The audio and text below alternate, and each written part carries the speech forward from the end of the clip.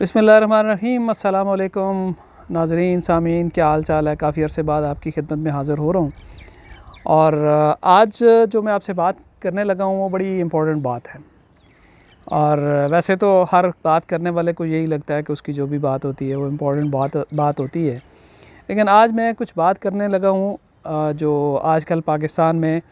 YouTube पे सबसे तकरीबन मशहूर चैनल जो चल रहा है टॉक शॉक का, उसके हवाले से कोई मैं आपके गोशगुजार कुछ चीज़ें करने लगा हूँ। मैं आपको बताऊँगा कि किस तरीके से ये शो जो बहुत मकबूलियत अख्तियार कर चुका है उसको किस तरीके से कुछ प्लांटेड स्टोरीज़ के लिए इस्तेमाल किया गया है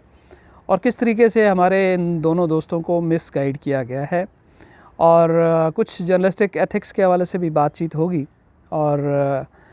ये भी ज़िक्र करेंगे कि किस तरीके से टॉक शॉक जो है या टॉक शॉक किस तरीके से बाज़ मामलात में शॉक्स भी दे रहा है नेशनल सिक्योरिटी को भी और पाकिस्तान के इंटरेस्ट को भी। तो इस हवाले से मैं आज बात करूँगा। कबल इसके कि मैं टॉक शॉक पे बात करूँ,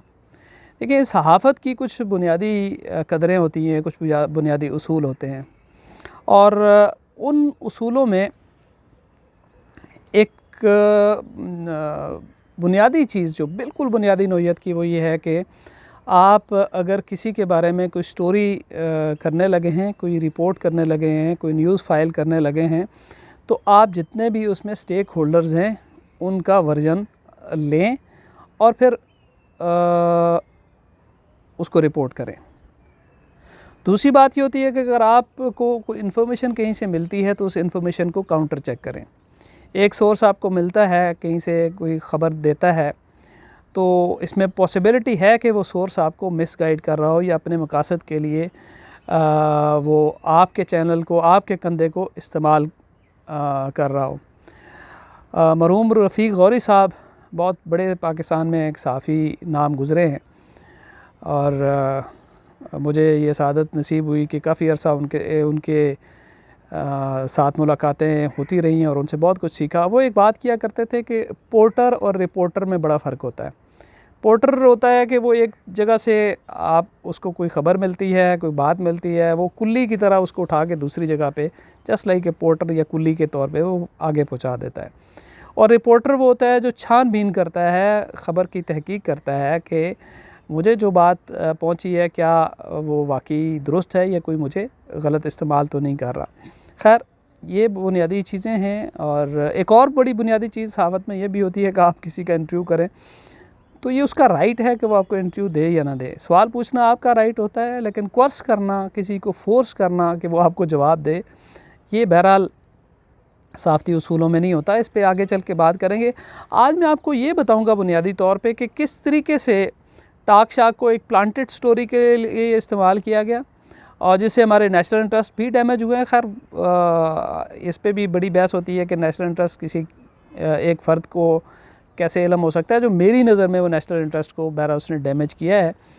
और ना सिर्फ नेशनल इंटरेस्ट को डैमेज किया बल्कि हमारे सोशल फैब्रिक को भी किसी हद तक जो है ना वो उसके असरात उसके ऊपर होंगे। और फिर मैं आपको आगे चल के बताऊँगा कि किस तरीके से हमारे ये जो दोनों दोस्त हैं एजाज़ सैयद और जो उमर चीमा साहब, ख़ास तौर पे एजाज़ सैयद साहब मेरे बड़े अच्छे दोस्त हैं, मैं बड़ा एहतराम करता हूँ। किस तरीके से वो एक प्लांटेड स्टोरी के लिए, और वो बिल्कुल एक बेबुनियाद स्टोरी थी और उनको उसके लिए इस्तेमाल किया गया और वो स्टोरी उन्होंने अपने शो में वो बग़ैर तहकीक के उस स्टोरी को फ़ाइल भी कर दिया और फिर उसके ऊपर गुफ्तगू भी की, तज्ज़िया भी किया और बहुत सारी बातें भी की। और वो बड़ी जनाब इस वक्त मशहूर भी हो चुकी हुई है उनकी ये गुफ्तगू मुख्तलिफ़ हलकों में। तो मैंने सोचा कि क्यों ना मैं, अगर मेरे इल्म में हक़ाइक़ इत्तफ़ाक़ से, चूँकि मैं तो जर्नलिस्ट नहीं हूँ, रिसर्चर हूँ बुनियादी तौर पे और मेरा बुनियादी तौर पे ये फ़ील्ड नहीं है, लेकिन इत्तफ़ाक़ ये है कि कुछ चीज़ें मेरे इल्म में थीं और कुछ चीज़ें मैंने फिर बाद में एक्सप्लोर की। जब उनका मैंने टॉक शॉक देखा तो फिर मैंने सोचा कि क्यों ना मैं अपने नाज़रीन को, और अगर वो चाहें दोनों अहबाब तो वो भी सुन लें, ان کی گوش گزار کر دوں کہ بھئی تھوڑی سی احتیاط آپ کو بہت ضروری ہے. اس میں کوئی شک نہیں ہے کہ آپ کو بہت پذیرائی مل رہی ہے. بہت آپ کا شو ماشاءاللہ اس وقت جو ہے نا وہ پاکستان کے یوٹیوبرز میں باقی یوٹیوبرز کو کافی حد تک اس نے بیٹ کر دیا ہے. ریٹنگ میں آپ بہت اوپر جا رہے ہیں لیکن اس میں بنیادی چیز جو ہے نا وہ ہے کریڈیبلٹی. تو آپ جتنی اپنی کریڈیبلٹی کو بہتر رکھیں گے اتنا ہی آپ کے شو میں لوگوں کی دلچسپی زیادہ ہوگی. اور کوئی اگر آپ کو استعمال کر لے گا ایک دفعہ تو پھر ہو سکتا ہے کہ پھر رفتہ رفتہ آپ کی ریٹنگ ڈاؤن چلی جائے, جیسے اس سٹوری کے لیے آپ کو مس یوز کیا گیا. اس میں چونکہ دونوں کو کافی عرصے سے فالو کر رہا ہوں, میں نے ایک چیز بہرحال یہ نوٹ کی ہے کہ ہمارے جو دوست ہیں اعزاز سید صاحب وہ بہت ایمبیشیس ہیں, اور عمر چیمہ بہرحال ان کا ایک ٹریک ریکارڈ ہے انویسٹیگیٹو جرنلزم میں, اور وہ چیزیں ہولڈ کرنا بھی جانتے ہیں, اور پوری طرح جب تک ویریفائی نہیں کر لیتے وہ رپورٹ نہیں کرتے ہیں. بہرحال شاید وہ شو کی مجبوری تھی, وہ ان کے ساتھ بیٹھے اور وہ پھر ایک را میں وہ بھی اس کا حصہ بن گئے, یا شاید وہ صرف اس وقت میزبانی کر رہے تھے. چونکہ ان کی انفارمیشن نہیں تھی, اعزاز سید صاحب نے یہ انفارمیشن شیئر کی, تو میں بہرحال وہ انفارمیشن آپ کے سامنے وہ بات رکھتا ہوں. ہوا یہ کہ 2-3 دن پہلے ایک ٹاک شاک میں اعزاز سید صاحب نے یہ دعویٰ کیا کہ جس وقت جناب عاصم منیر کی اپوائنٹمنٹ کے معاملات چل رہے تھے اور تقریباً گورنمنٹ نے یہ فیصلہ کر لیا تھا کہ یہ عاصم منیر صاحب کو آرمی چیف بنایا جائے گا, تو اس وقت سعودی سفارت خانے سے ایک رپورٹ بھیجی گئی سعودی گورنمنٹ کو, اور اس رپورٹ میں یہ دعویٰ کیا گیا کہ جناب عاصم منیر کا تعلق اہل تشیع مسلک سے ہے. اور اس رپورٹ کی بنیاد پر پھر سعودی حکومت جو ہے نا وہ اس نے ناراضگی کا اظہار کیا. جب وہ ناراضگی کا اظہار اسلام آباد میں پہنچا تو یہ وفاقی حکومت کی دوڑیں لگ گئیں, اور پھر وفاقی حکومت نے جو ہے وہ آدھی رات کو سعودی سفیر کو سویا ہوا جگایا, اور پھر ان کو یہ کہا کہ جناب یہ جو رپورٹ گئی ہے یہ درست نہیں ہے, آپ اپنی گورنمنٹ کو بتائیں کہ جناب عاصم منیر جو ہے نا وہ ان کا تعلق اہل تشیع مسلک سے نہیں ہے. اور ساتھ میں اعزاز سید صاحب نے یہ بھی دعویٰ کیا کہ اسی وجہ سے جو سمری لیٹ ہوئی اس کی بھی وجہ یہ رپورٹنگ تھی جو سعودی عرب کو ہوئی, اور اس کے حوالے سے جو پیدا ہونے والی صورتحال تھی. اور اعزاز سید صاحب نے یہ بھی دعویٰ کیا کہ یہ انفارمیشن پاکستان میں جو سعودی ڈیفنس اتاشی ہیں ان کو سعودی عرب میں پاکستانی سفارت خانے میں تعینات پاکستانی انٹیلیجنس ایجنسی ISI کے ایک آفیسر نے یہ انفارمیشن دی ہے. یہاں پہ جب یہ دونوں حضرات اس جگہ پہ موجود تھے تو یہاں پہ اعزاز سید صاحب کے ساتھ عمر چیمہ صاحب نے بھی UAE میں ایک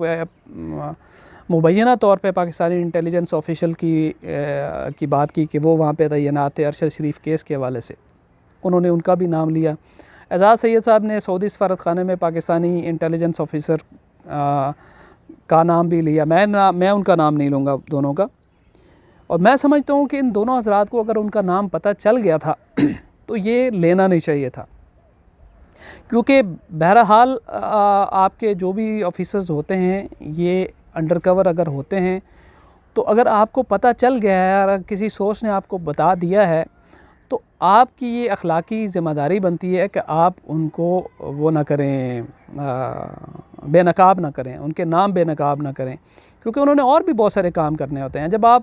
انٹیلیجنس آفیشلز کے نام لیتے ہیں پھر ایک قسم کے ان کی سروس کو, ان کے کیریئر کو اور ان کے کام کو آپ ایٹ رسک لے کے آ رہے ہوتے ہیں, اور ساتھ میں آپ پاکستان کے حوالے سے بھی دنیا کو یہ میسج دے رہے ہوتے ہیں یار انہوں نے تو سفارتکاروں کی اس میں بھیس میں یہ اپنے انٹیلیجنس کے آفیسرز جو ہے نا وہ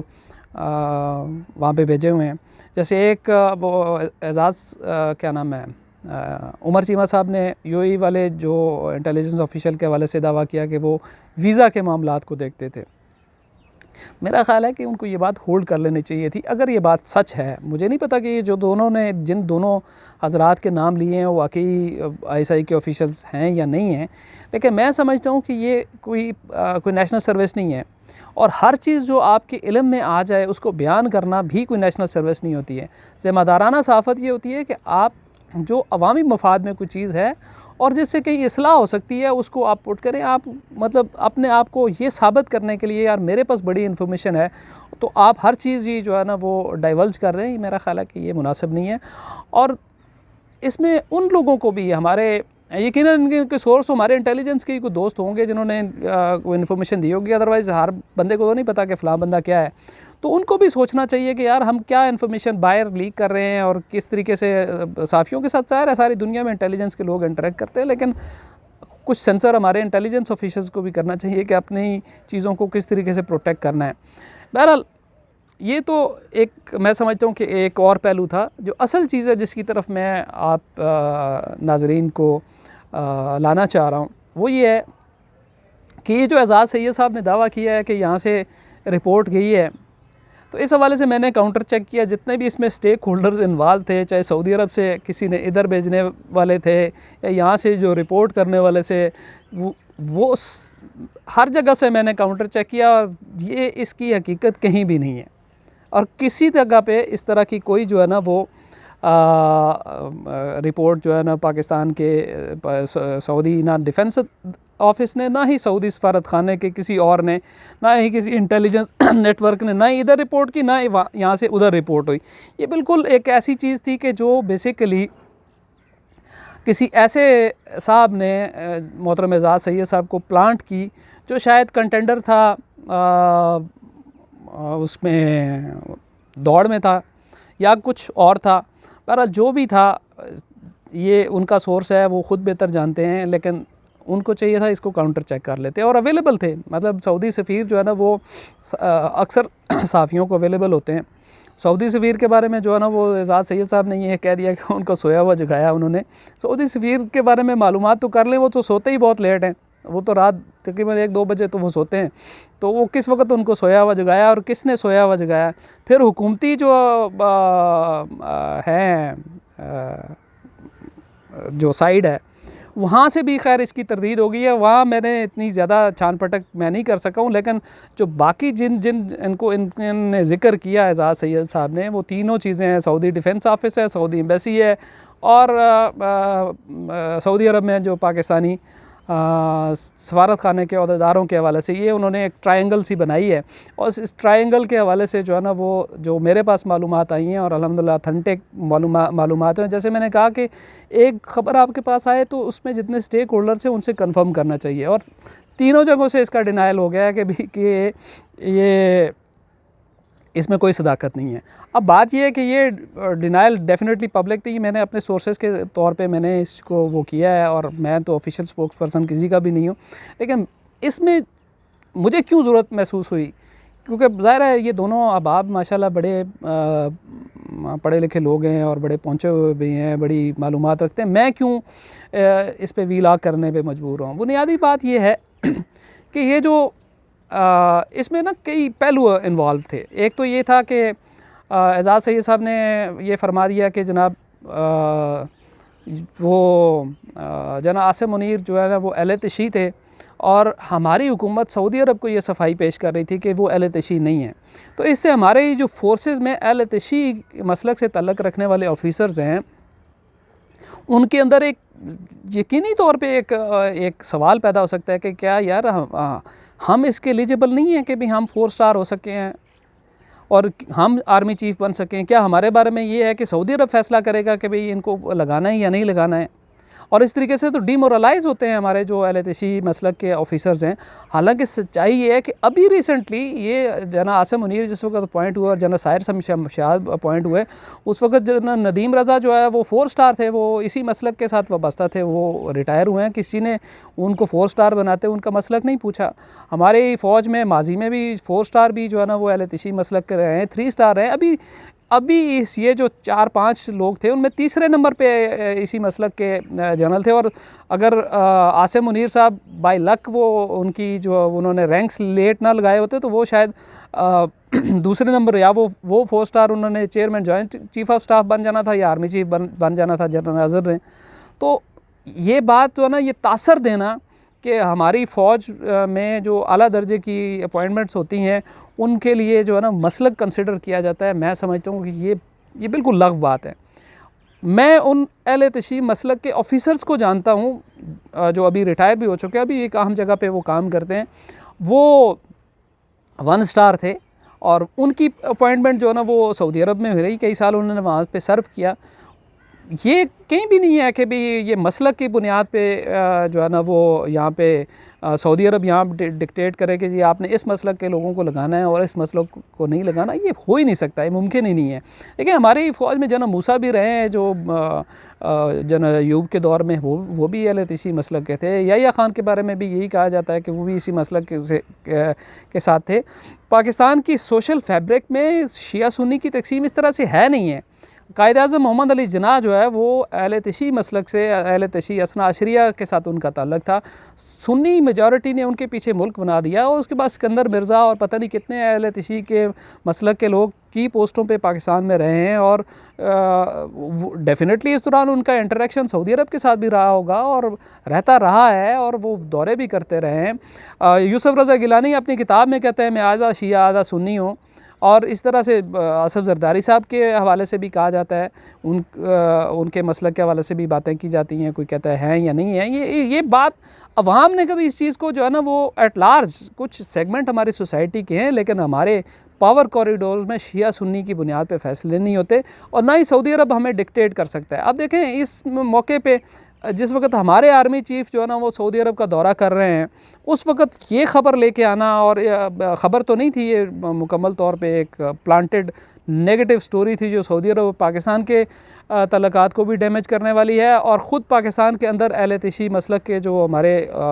بریلینٹ آفیسرز ہیں ان کو بھی ڈیمیج کرنے والی ہے۔ اس وقت کس کے انٹرسٹ کو ہم نے سرو کیا؟ یقیناً پاکستان اور سعودی عرب کے تعلقات کے حوالے سے کچھ قوتیں شاید وہ ہیں ایسی جو جن کو یہ کبھی بھی یہ تعلقات اچھے نہیں لگے، اور ان کو ان تعلقات میں کوئی نہ کوئی جو ہے نیگیٹو پہلو نظر آتا رہا ہے، اور وہ اس کے حوالے سے باتیں کرتے رہتے ہیں۔ لیکن اس طرح سے ایک سٹوری کر دینا، اور وہ سٹوری بھی مکمل بے بنیاد ہو، کہ یہ بالکل ایک نامناسب سی بات تھی۔ بہتر یہ ہوتا کہ بھئی وہ اس حوالے سے جو متعلقہ سٹیک ہولڈر سے ان سے پوچھ لیتے کہ یار اس میں حقیقت ہے یا نہیں، اور پوچھتے نہ بھی تو ماضی آپ کے سامنے حاضر ہے، ظاہر ہے یار ابھی تو ایک 4 اسٹار جو ہے نا وہ ریٹائر ہو کے جا رہے ہیں، اور آپ کیسے یہ سوچ سکتے ہیں کہ سعودی عرب جو ہے نا وہ اس مسئلے میں اثر انداز ہوگا؟ اور آپ کو شاید علم ہو کہ بہت سارے جو ٹریننگ کے اور بہت سارے معاملات ہیں جو joint J S head quarter جن کو دیکھتا ہے، تو وہ آپ کے خیال ہے پچھلے 3 سالوں میں کوئی انٹریکشن نہیں ہوا ہوگا سعودیز کے ساتھ، اور کیا وہاں پہ جے ایس ہیڈ کوارٹر بالکل اس لوپ سے ہی باہر ہے؟ یہ بڑی بنیادی نوعیت کا ایک معاملہ تھا۔ میں دونوں دوستوں کی نیت پہ شبہ نہیں کرتا ہوں، کیونکہ دونوں ماشاءاللہ بہت ہی کمپیٹنٹ لوگ ہیں، لیکن بہرحال اس سٹوری کے معاملے میں یہ دونوں، اور خاص طور پہ ہمارے جو دوست ہیں اعزاز سید صاحب، وہ ان کو کسی نے مس یوز کیا ہے، کسی نے بالکل ان کو ایک فیک قسم کی خبر دے دی، اور انہوں نے جو ہے نا وہ میں نے کہا نا کہ اعزاز سید صاحب بہرحال تھوڑے جذباتی نوجوان ہیں،